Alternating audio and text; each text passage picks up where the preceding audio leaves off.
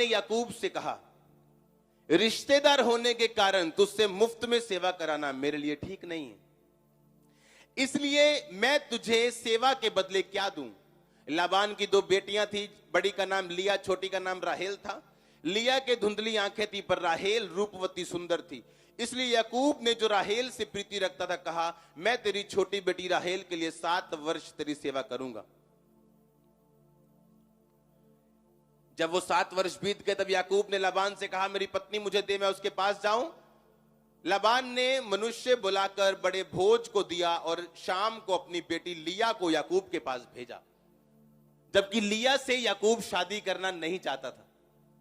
और जब सुबह, पुराने टाइम में लोग, आपको पता अभी ये खत्म हुआ 50-60 साल पहले की शक्लें भी दिखती नहीं थी हस्बैंड वाइफ को, अगले दिन मालूम होता था क्या है ये। यहां भी ऐसा था, जब अगले दिन वो देखता है तो बोलता है कि तू तो वो है ही नहीं।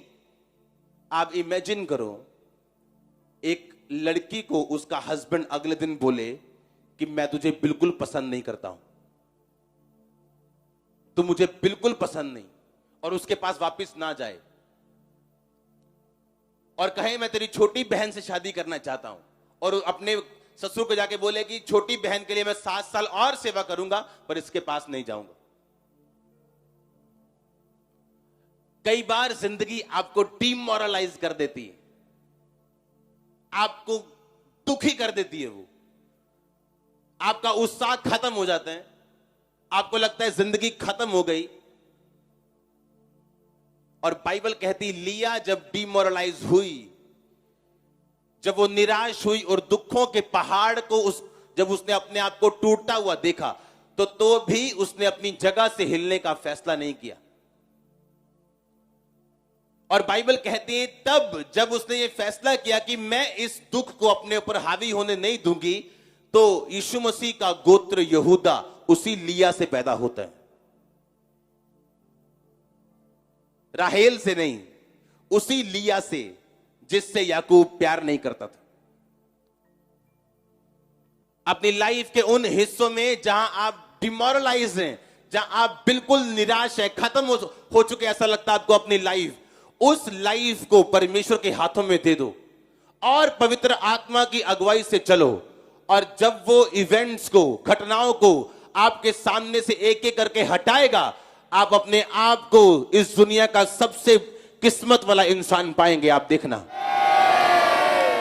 और जो शैतान आपको कह रहा था कि तू दुनिया की सबसे बदकिस्मत औरत है, कि तेरे पति ने पहले दिन में तुझे रिजेक्ट कर दिया और तेरे पास नहीं आया, और वही परमेश्वर तुझे बोलेगा कि तुझे इंसान ने रिजेक्ट किया, लेकिन मैं तुझे इस दुनिया का सबसे खुशकिस्मत बनाऊंगा, क्योंकि मैं अपने बेटे यीशु मसीह का गोत्र तेरे अंदर से पैदा करूंगा, राहेल के अंदर से नहीं। आमीन।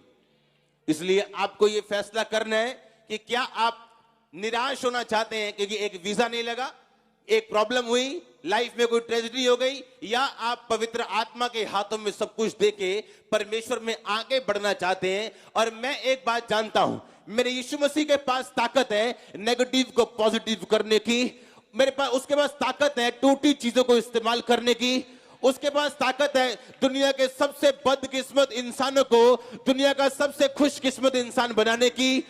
मैंने कहा उसमें ताकत है, वो ताकत आपकी जिंदगी में एंटर करे यीशु मसीह के नाम में।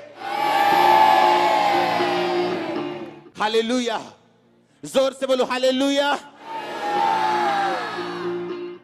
आमीन। आप तैयार हैं परमेश्वर में चलने के लिए? उसमें ताकत है। दुनिया के सबसे बदकिस्मत इंसान जब परमेश्वर यीशु मसीह के पास आते हैं तो उन्हें दुनिया का सबसे खुशकिस्मत आशीषित इंसान बनाने की ताकत है परमेश्वर में।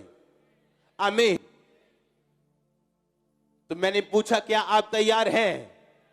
अपने दुखों को जो शैतान ने आपको दिए, दुनिया ने आपको दिए, सर्कमस्टेंसेस ने आपको दिए, परिस्थितियों ने आपको दिए, आपके परिवार ने आपको दिए, तो नो प्रॉब्लम, अपना सब कुछ परमेश्वर के पास ले आओ, वो बदल के रख देगा आपको, सिचुएशंस को, जिंदगियों को।